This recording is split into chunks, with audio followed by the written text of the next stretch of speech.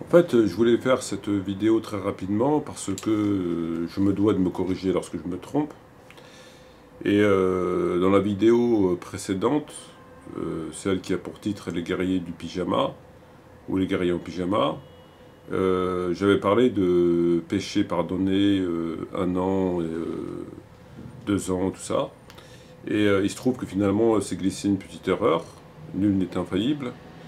Et que d'après un hadith rapporté par Miloud, qui le rapporte d'après Milouda, qui lui-même le rapporte d'après Chocolat, qu'il l'a entendu de Nutella, qu'il est dit que jeûner tel jour pardonne 1 an des péchés passés et pardonne 1 an des péchés à venir. Qu'il a entendu, qu'il a d'ailleurs très bien entendu.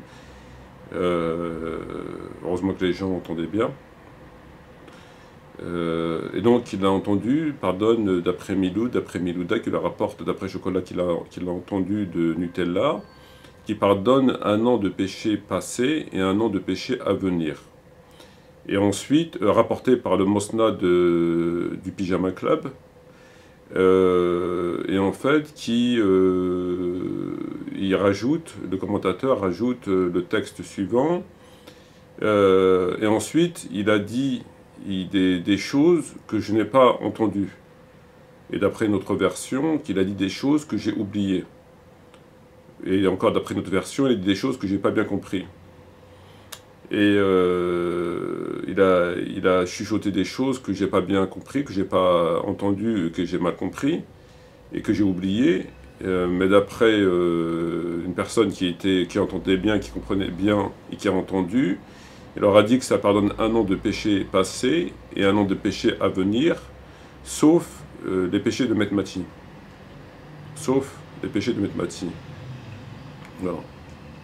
Donc, ce qui pourrait éventuellement expliquer pourquoi que lorsque Metmati dit des âneries, comme par exemple Trawih ou d'autres âneries, ou que Metmati paye la TVA, par exemple, c'est un kafir, par exemple, parce qu'il paye la TVA. Et que les autres, non. Les autres, c'est des musulmans. Parce qu'en fait, il a dit sauf Metmati. Voilà.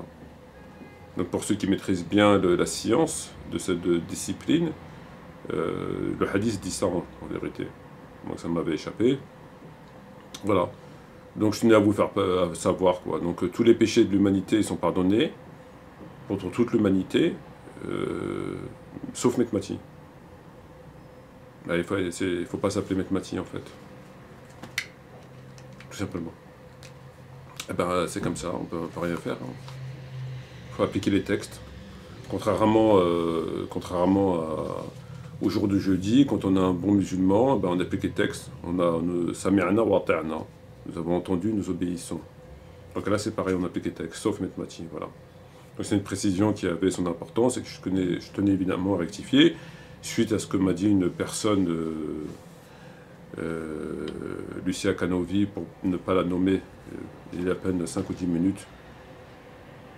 Voilà. Ça permet, quand on discute à plusieurs, ça permet d'avoir plus d'informations et donc se corriger, tout ça. Donc en fait, tout le monde peut faire des péchés, tout le monde peut se tromper, tout le monde peut dire des conneries, tout le monde peut faire en fait quasiment ce qu'ils veulent. Quasiment ce qu'ils veulent. C'est pardonné, conformément à hadith. Sauf Metmati. Voilà.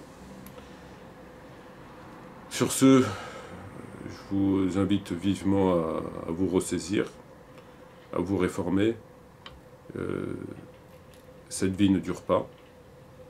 C'est un laps de temps que Allah nous donne pour voir qui parmi nous agira pour le mieux. Et jusqu'à preuve du contraire, il n'y a aucune loi qui a été votée selon laquelle, lorsque tu meurs, tu as le droit à un texto après ta mort. En d'autres termes, quand tu meurs, tu meurs. Quand tu es refroidi, tu es refroidi. Quand on te met dans le congélateur, Quand on te met dans le trou à te faire manger par les vers, tu reviens plus. Tu peux plus envoyer de texto, tu peux plus demander à faire un virement, tu peux plus demander... il n'y a rien, c'est terminé pour toi. Il fallait y penser avant. Donc réformez-vous, c'est mieux pour vous. Réformez-vous. Arrêtez d'être de mauvaise foi. Arrêtez d'être de mauvaise foi. Arrêtez de suivre tout et n'importe qui vous induisent en erreur avec leur islam que vous connaissez très très bien, vous avez très bien compris. C'est impossible, on ne peut pas être... Même Mandan y comprendrait. Donc il est impossible qu'on ne comprenne pas ce que c'est l'islam et ce que Dieu attend de nous. Je crois que Dieu attend autre chose de nous que il vous fait des vidéos, la serpillière vous fait des vidéos sur Ashura pour plaire à Dieu, mais pour plaire à Dieu, pour respecter le hudud des sharia et la fraternité, ça ne veut pas plaire à Dieu.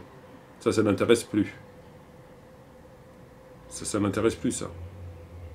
Donc ils font je veux dire, les choses sont parfaitement claires.